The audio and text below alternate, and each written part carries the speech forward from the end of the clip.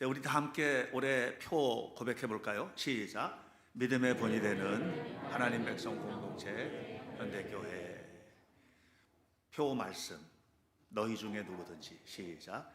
너희 중에 누구든지 크고자 하는 자는 난 너희를 섬기는 자가 되고, 너희 중에 누구든지 으뜸이 되고자 하는 자는 너희의 종이 되어야 하리라. 너무 잘하셨어요. 지금 여기는 27절만 기록되어 있잖아요. 26절 앞부분부터인데 다 집어넣기가 좀 그래서 너희 중에 누구든지 크고자 하는 자는 너희를 섬기는 자가 되고, 너희 중에 누구든지 으뜸이 되고자 하는 자는 너희의 종이 되어야 하리라. 이렇게 살면 세상이 참 아름다워지지 않겠습니까? 그렇죠? 문제될 게 하나도 없을 거예요. 다시 말하면 교회를 다니는 우리가 교회 다니는 사람다움을 회복하면, 믿음을 가지고 있다고 하는 우리가 믿음을 가진 사람다움을 회복하게 된다면, 그러면 가정도 교회도 또 우리가 살고 있는 세상도 좀 많이 달라질 거라고 생각합니다. 우리는 세상의 방식대로 살잖아요. 너희 중에 누구든지 크고자 하는 자는 군림하고, 너희 중에 누구든지 으뜸이 되고자 하는 자는 다스리는 자가 되고, 그게 이제 목표고, 또 그걸 위해서 교육을 받죠. 어떻게 하면 성공할까? 어떻게 하면 높아질까? 이제 이것을 우리가 철저하게 어려서부터, 제도권 교육에 들어가기 전서부터 부모들은 그걸 교육합니다. 절대로 뒤처지면 안 된다. 앞서가야 된다. 예수님은 거꾸로 살라는 거예요. 거꾸로. 잘하지 말라는 게 아니에요. 뭐 독일로 유학 갔는데 가서 공부 그만하고 돌아오라는 얘기하는 게 아니에요. 최고가 되라는 거죠. 최선을 다하라는 거예요. 높아지라는 거예요. 근데 그 자리에서 네가 진짜로 가야 될 길이 어떤 길인지를 알아야 된다는 거죠. 이런 사람이 회사를 경영하는 경영자가 되고, 이런 사람이 나라를 경영하는 정치인이 되고, 이런 사람이 기업을 경영하는 기업가가 되면 그럼 달라지는 거죠. 꿈꾸는 겁니다. 아름다운 꿈을 꾸어보십시다. 여러분들 모두가 다 이런 복된 삶을 살아가시기를 축복해요. 자, 믿음의 본이 된다는 것이 상당히 막연하지만 어떻게 살라는 거예요 도대체? 근데 너무 간단하게 하나님은 우리에게 알려주셨어요. 믿음의 본이 되는 삶의 매뉴얼을 주셨거든요. 매뉴얼이라는 것은 이렇게 살아야 된다는 것을 탁탁탁탁 1, 2, 3 이렇게 알려주시는 거예요. 그 매뉴얼이 성경책이에요. 성경책은 믿음의 본이 되는 삶을 살아갈 수 있도록 우리에게 알려준 교범, 매뉴얼이거든요. 그러니까 여러분 이제 아시다시피 기침이 심하면 잠깐 내려가셔도 됩니다. 권사님 괜찮아요. 심하면. 왜냐하면 기침하는 사람은 기침하는 것도 힘든데, 기침하는 것 때문에 이제 들으시는 분이 힘들 거라는 생각을 하면 더 힘들어지거든요. 편안하게 그 자리에서 편안하게 예배드리시기 바랍니다. 그래서 이런 어떤 교범들이 있는데, 그런데 그 믿음의 본이 되는 교범이 성경이다. 그래서 우리가 성경을 어떻게 잘 알고 또 그대로 살아야 될까, 이런 부분들을 알아가야 되는 거죠. 근데 뭐 사실 다 그런 건 아닌데, 저는 여러분들보다 조금 더 안다고 하나님께서 여기다 세워놓으신 거거든요. 근데 저보다 훨씬 성경을 더 잘 알고 그러신 분들도 있을 거예요. 평신도들 중에서도. 근데 이제 그래도 이걸 위해서 공부를 했고 또 목사로 세워졌으니 한번 말해봐라. 그래서 오늘 여러분들에게 성경 안에 있는 그 마음 가운데 특별히 기도에 관한 이야기를 좀 함께 나누려고 합니다. 십병구담이라는 말이 한의학에 있답니다. 저는 뭐 한의학을 전공한 사람은 아닌데 우리 교회 또 한의사도 계시고 다 그런데, 근데 십병구담이라는 말이 무슨 말이냐면 병 중에 9개는 담에서부터 기인한다. 아주 뭐 담이 뭐 그렇게 저는 담을 그렇게 생각했거든요. 뭐 근육이 조금 문제가 생기고 그러면 담결려. 그냥 뭐 그러려니 이렇게 생각을 했는데 설교를 준비하면서 이리 뒤져보고 저리 뒤져보니까 담이 오는 원인 자체가 벌써 있다는 거죠. 그게 근육을 잘못 사용해서가 아니라 그 전서부터 그 근육이 잘못 사용될 수밖에 없는 원인들이 제공되고 있었다는 거죠. 근데 그 속에는 뭐가 있냐면 독소들이 있대요. 독소. 그러니까 독소들이 있는데 우리 몸 안에 있는 독소들이 쌓여서 차곡차곡 쌓여져서 그것이 왜곡되는 자리에서 담이 온다고 이렇게 이야기를 하더라고요. 건강한 삶을 살려면 십병구담이라는 말, 그 말이 이제 오랫동안 한의학에서 내려오는 얘기니까 이런 것들이 없이 건강하게 살려면 결국은 이게 독소들을 잘 처리해야 되는구나. 그게 거꾸로 생각하면 10개 병 중에서 9개는 독 때문에 오는 거로구나. 이렇게 저는 이해가 되는 거예요. 그래서 우리 몸에 오는 독이 공기 중으로도 오고 음식으로도 오고 요즘에는 뭐 별별 것들, 제가 어디 가가지고 옥수수 막 하니까 옥수수 이거 국산 옥수수 아니면 전부 다 유전자 조작된 옥수수예요. 뭐 이런 얘기예요. 그래서 탁 숟가락 놓게 만들더라고요. 그러니까 그런 거 따져보면 먹을 수 있는 음식이 몇 개나 되지? 아, 금식이 은혜로구나. 금식하시기를 축복합니다. 이게 참 어려운 환경에 우리가 지금 있는 거예요. 그래서 건강하려면 내 안에 있는 독을 어떻게 처리할까 하는 게 중요하죠. 그런데 이 몸에 영향을 주는 독이 이렇게 있는가 하면 마음에도 독이 있거든요. 마음에도. 마음의 독은 몸의 독보다 훨씬 위험해요. 이 마음의 독을 잘 처리하는 게 여러분 필요합니다. 불안, 초조, 스트레스, 미움. 이게 뭐 어떻게 방법이 없어요. 이 안에 쌓여져 있는 이 마음의 독들. 이런 것들이 쌓여지기 시작하면 그러면 몸에 영향을 주고 삶에 영향. 이건 이제 단순히 몸에만 영향을 주는 게 아니라 우리 삶의 모든 부분에 영향을 주거든요. 건강한 사회생활조차를 못하게 해요. 이 마음의 독은. 그래서 이 마음에 있는 독을 잘 처리해야지 된다. 이게 우리에게는 너무나 중요한 요소다라고 하는 겁니다. 근데 이 마음의 독이 어디서부터 왔지? 성경이 우리에게 알려줘요. 창세기 3장을 보면 아담이 하나님 앞에 범죄합니다. 하나님이 하지 말라는 짓을 해요. 그리고 죄를 짓고 난 다음에 에덴 동산에서 쫓겨납니다. 여기서부터 문제가 되는 거예요. 에덴 동산에서 쫓겨나서 그들이 갔던 곳이 성경을 놋 땅이라고 얘기했습니다. 놋쇠 그릇 할 때 놋이에요. 놋 땅. 놋이라는 말이 가지고 있는 의미가 방황하다, 헤매다, 애통하다 이런 뜻이에요. 이 놋이라는 땅에 살고 있는 사람들이 어떤 사람이냐 하면 방황하는 거예요. 성 쌓고 살았어요. 성경을 잘 읽어보세요. 창세기 4장을 읽어보면 그들이 놋 땅에 가서 성 잘 샀어요. 그들이 가서 사는 곳에서 사람들 부리면서 살았어요. 그런데 그럼에도 불구하고 그들은 요리하고 방황하고 애통하는 자로 살았어요. 하나님이 떠난 거예요. 그리고 그들은 결국 다 망한 거예요. 홍수 때 망한 거예요. 여러분, 높아지면 안 불안해요? 돈 많이 벌어서 좋은 집에서 살면 애통함이 없어요?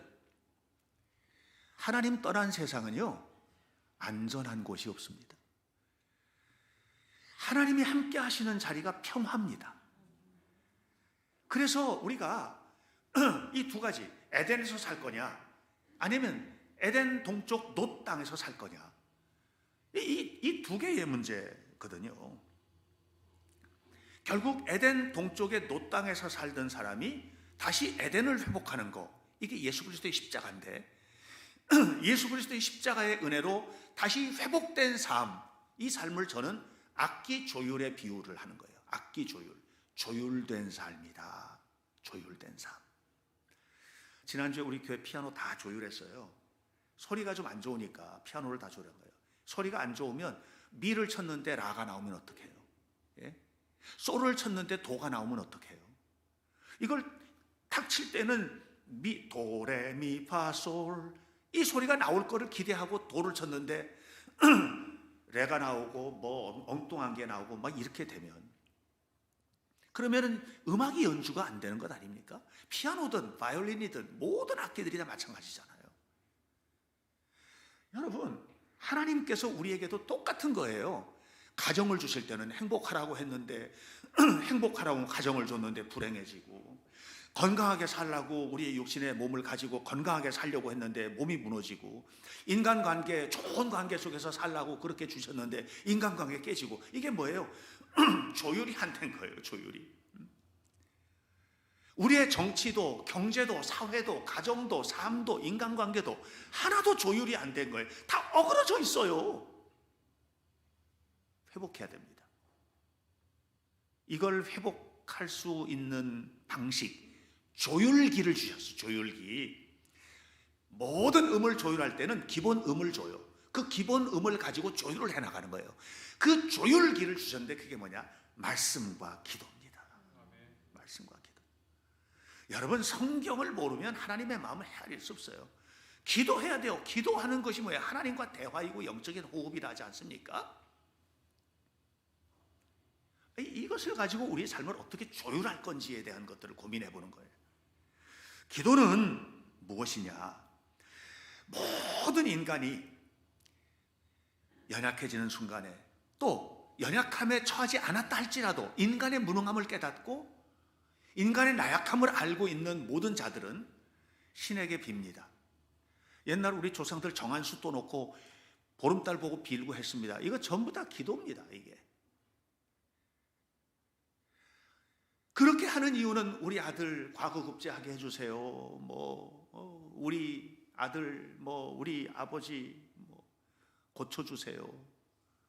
나약함의 표현이거든요. 예.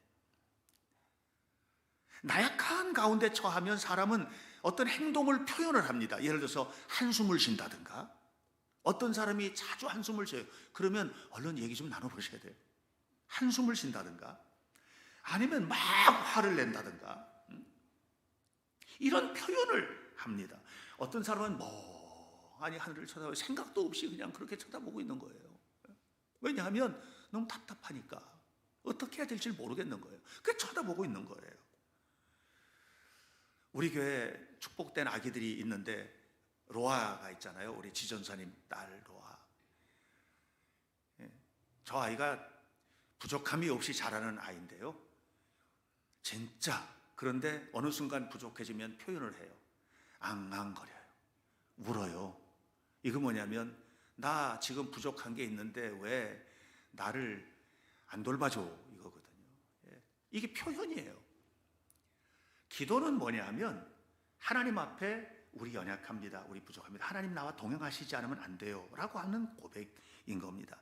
그래서 기도를 표현할 때는 뭐라고 얘기하냐면 하나님과 말하는 것이다, 이렇게 얘기해요. 하나님과 말하는 것이다. 하나님과 말을 잘하셔야 돼요. 그러면 이 사람이 건강한 거예요. 자, 보세요.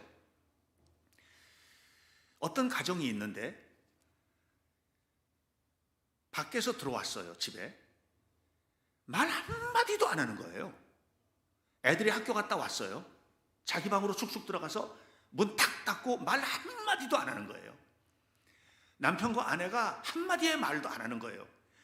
밥 묻나? 이것도 안 하는 거예요. 행복해요, 불행해요?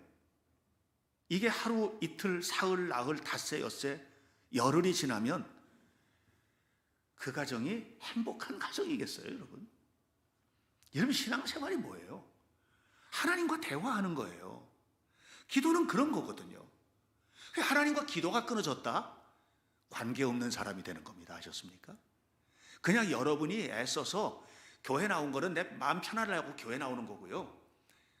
그리고 나머지 일들은 다 내가 알아서 할 테니까 계세요. 뭐 하나님과 상의할 일도 없고 아무것도 없는 거죠. 대화가 끊어져 버린 거예요. 기도가 중단된 상태. 기도를 영적인 호흡이라고도 하지 않습니까? 호흡. 저는 굉장히 중요한 개념이라고 생각하거든요. 호흡이다. 사람이 살아있는 사람은 숨 쉬거든요. 그렇죠? 숨 쉬잖아요. 숨 안 쉰 사람은 죽은 거예요. 아기가 처음에 탁 태어나죠. 탁 태어나면 숨을 쉬어요. 사람이 죽으면 숨이 끊어진 거예요. 그러니까 숨 쉬는 동안 살아있는 거거든요. 근데 숨은 두 갈래가 있어요. 두 결. 하나는 들이마시는 숨이 있고 내쉬는 숨이 있어요. 들숨, 날숨이라고 해요. 들숨, 날숨. 들숨, 이거는 들이마시는 숨이고요. 날숨은 내뱉는 숨이에요. 아이가 태어나면 처음 하는 호흡이 들숨이에요. 뱃속에, 엄마 뱃속에서는 숨을 안 쉬잖아요. 딱 태어나면 숨을 들이키는 것부터 하는 거예요. 이게 최초의 호흡이에요. 그리고 마지막 죽을 때 숨을 후 하고 내쉬고 안 들이마시면 끝난 거예요. 그래서 들숨과 날숨 사이를 우리가 사는 겁니다. 그 사이를 사는 겁니다. 기도가 똑같아요. 기도는 뭐냐 하면 들숨을 해야 돼요. 들숨. 은혜를 들이마시고 말씀을 들이마시고 약속의 말씀을 들이마시고, 그래서 내 안에 주님이 계셔야 돼요. 성령님이 계셔야 되는 거예요. 이게 들숨의 사건입니다. 계속해서 하나님을 기억하고 하나님의 은혜를 기억하고 하나님의 은총, 하나님의 말씀, 약속, 이걸 붙드는 거예요. 이게 들숨이에요. 그리고 날숨이 뭐예요? 하고 뱉어내는 거예요. 하나님 살려주세요. 하나님 지켜주세요. 하나님 세워주세요. 하나님 저 좀 돌봐주세요. 이게 그냥 뱉어내는 거예요. 이게 날숨이에요. 저는 그렇게 기도를 정해요. 그런데 많은 사람들이 들숨은 없는 날숨만 내쉬고 있습니다. 날숨만 내쉬는 겁니다. 그러니까 이거는 뭐냐면 내가 하고 싶은 일을 이루기를 위한 욕망의 표현이지, 하나님이 이 사건을 지금 어떻게 생각하시는지는 상관이 없는 거예요. 왜? 생각을 안 하니까. 이 일이 온 것이 고통스러울 뿐이지 하나님이 이 일을 나에게 왜 주셨는지, 이 일 때문에 내 삶이 어디로 갈 것인지에 대해서 전혀 생각을 못하는 이런 상황이 되어버리고 만 겁니다. 이때 기도는 욕망이고, 야고보서의 표현에 따르면 네가 기도가 응답되지 않는 이유는 들이마시는 숨이 없이 내쉬기만 하기 때문이다. 너 것만 요구하니까. 하나님의 마음은 전혀 상관이 없이 너 것만 요구하잖아. 이것을 욕심을 따라 구하는 것이라고 표현합니다. 여러분, 우리 기도를 한번 점검해 봐야 돼요. 우리는 반드시 기도가 필요한 존재예요. 왜냐하면 인간은 공허하고 연약해요. 기도가 필요 없는 사람이 없어요. 하나님의 도우심이 필요 없는 사람이 없다는 말이에요. 하나님 안 도와주셔도 됩니까? 우리 모두는 하나님의 도움이 필요한 사람들이에요. 기도는 필요해요. 그리고 기도할 때에는 우리 두 번째 고민해보는 문제인데, 그건 뭐냐면 응답을 받아야 되는 거예요. 응답을. 기도를 왜 해요? 그냥 하나님 그냥 제 말만 들어주세요, 괜찮으니까는요 하고 해요? 아니면 응답받기 위해서 하는 것 아닙니까? 기도하면 응답을 받기 위해서 하는데, 성경은 뭐라고 얘기하냐면 기도는 반드시 응답이 된다, 이렇게 얘기를 하고 있어요. 오늘 본문을 함께 한번 들여다보겠습니다. 요한복음 15장 7절입니다. 저는 이건 기도에 있어서 가장 중요한 핵심을 이야기하고 있는 내용이라고 저는 보는 거예요. 함께 읽어요. 시작. 너희가 내 안에 거하고 내 말이 너희 안에 거하면 무엇이든지 원하는 대로 구하라. 그리하면 이루리라. 그래서요, 여기는요 두 갈래예요. 기도의 두 겹이에요. 두 겹이 꼬여져 있어요. 기도의 원리, 기도란 무엇이냐? 무엇이든지 원하는 대로 구하는 것이다. 이게 기도라는 거예요. 예수님 말씀이에요. 무엇이든지 원하는 대로 구하는 것이다. 이걸 뭐예요? 제가 말씀드린 방식으로 말하면 내 쉬는 숨이에요. 내 뱉는 말이에요. 하나님, 하나님, 하나님 하고 계속해서 그냥 쏟아내는 거예요. 구하는 거예요. 구하는 거예요. 구하는 거예요. 근데 구할 때 숨을 좀 들이쉬면서 구해라. 들이쉬면서. 그게 뭐예요? 너희가 내 안에 거하고 내 말이 너희 안에 거하며. 이렇게 이야기를 하고 있습니다. 대부분의 사람들이 이렇게 기도하지 않습니다. 내쉬는 것만, 뱉어내는 것만 열심히 하죠. 그렇게 되면 뭐래요? 그리하면 이루리라 그랬잖아요. 그리하면 이루리라. 반드시 응답된다고 저는 확신합니다. 여러분의 기도는 반드시 응답됩니다. 반드시 응답됩니다. 할렐루야. 반드시 응답됩니다. 이렇게 구하는 기도가 응답되지 않을 수는 없다. 그런데 대부분의 삶의 사람들이 삶의 어려움 속에서 기도를 시작하잖아요. 그러니까 문제 해결에 관심이 있는 거예요. 그래서 계속해서 말은 열심히 잘 합니다. 어떤 방식으로? 잘한다는 얘기는 유창하다는 말이 아니에요. 내 마음을 표현하는 방식이에요.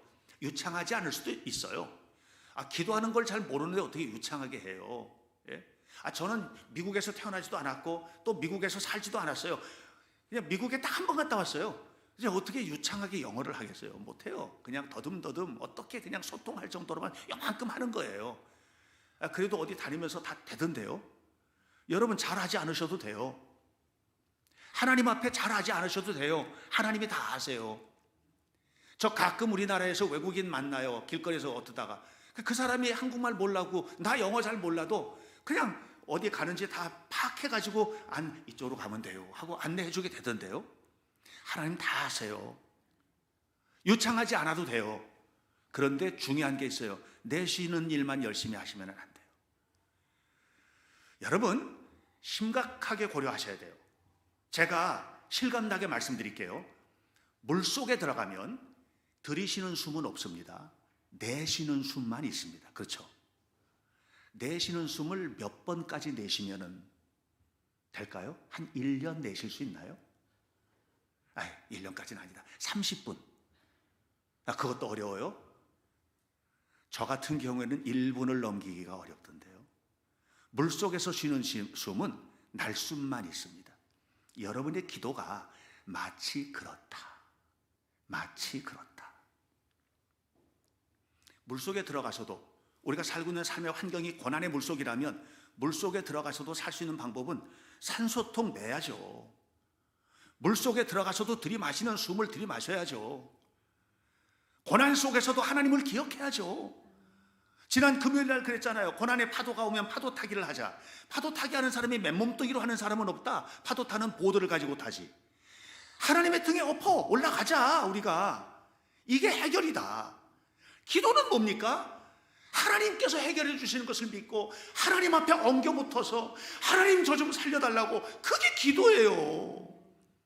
그러니까 고난의 물속에서라도 그냥 이거 산소통 들이미고 들어가서 계속해서 하나님의 은혜, 하나님의 약속을 들이마시면서 도와달라고, 구해달라고, 세워달라고 기도해서 그리하면 이루리라를 받아내시기를 주의 이름으로 축원합니다. 이게 우리의 기도 생활이 돼야 된다는 거예요.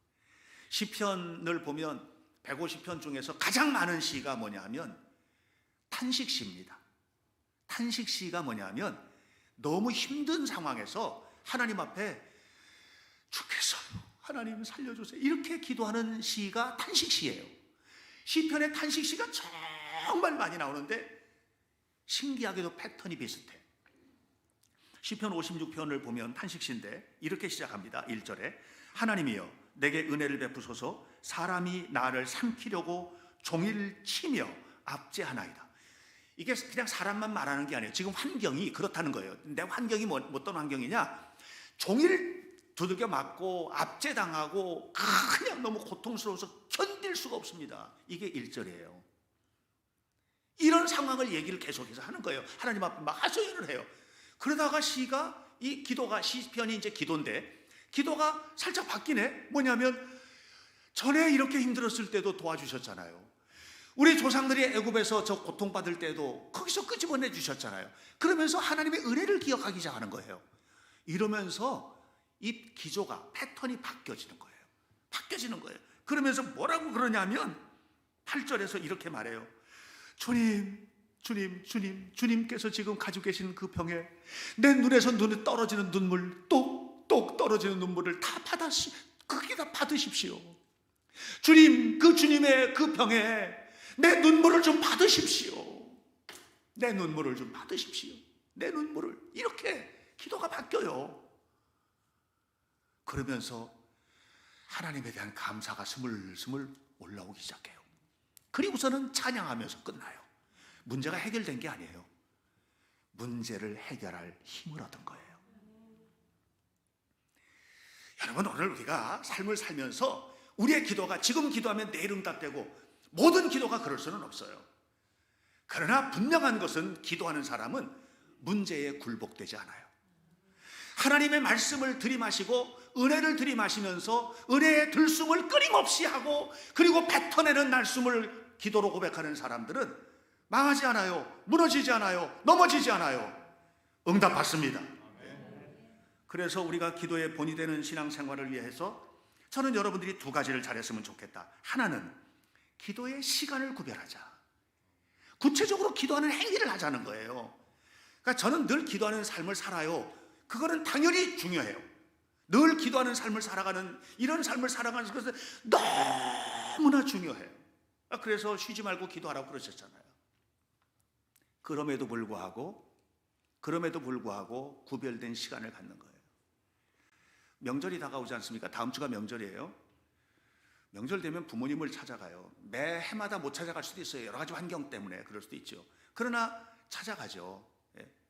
근데 1년이 가도 안 가고 2년이 가도 안 가고 3년이 가도 안 가고 10년이 지나도 안 가요. 그래서 좀 얼굴이라도 좀 보고 싶다. 그랬더니 얘가 제 마음속에는 늘 아버님 계세요. 위로가 될 것 같아요. 하나님이 아세요. 여러분의 열심을. 구별된 장소와 시간을 가지세요. 이게 기도 생활에 너무 중요해요. 우리 교회는 여러분의 기도 생활을 돕기 위해서 매일 새벽에 새벽 예배를 합니다. 교회에 못 나오시는 분을 위해서 온라인으로도 합니다. 구별된 시간을 가지세요. 금요일이 되면 함께 기도하자 해서 뜨거운 기도의 시간을 갖습니다. 찾아 나오셔야죠. 기도의 시간을 갖는 거예요. 이렇게 구별된 시간을 갖는 것은 뭐냐? 이 기도의 자리를 찾는 것은 내가 하나님 앞에 있습니다라고 하는 것을 구체적으로 고백하는 행위입니다. 기도의 시간을 구별하시길 축복합니다. 새벽 예배를 하십시오. 금요 예배에 참석하십시오.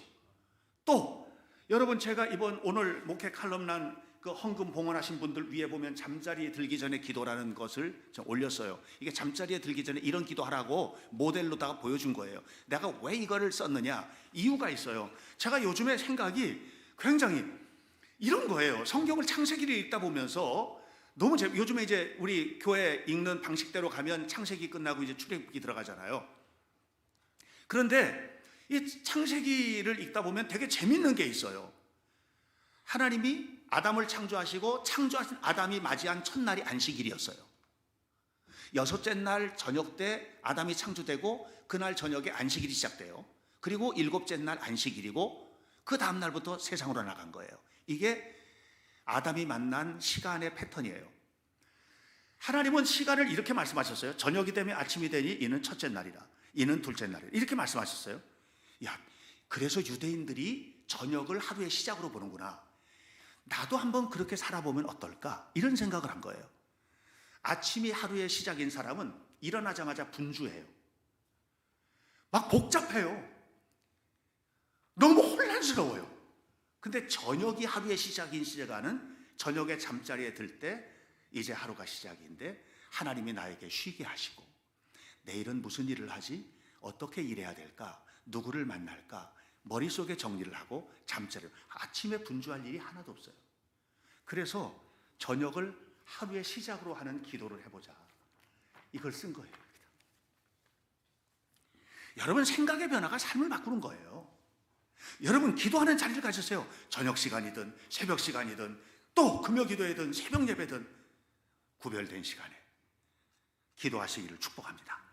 또 하나는 기도할 때는 반드시 응답된다는 것을 확신하십시오. 두 가지로 응답됩니다. 하나는 문제가 해결됩니다. 또 하나는 문제가 이해가 됩니다. 이게 중요해요. 문제가 이해된다는 게 너무 중요해요. 이해가 안 됐었거든요. 왜 나에게 그랬거든요. 아, 그래서 그랬구나. 이게 이해가 되는 거예요. 이해되면 응답이 온 거예요.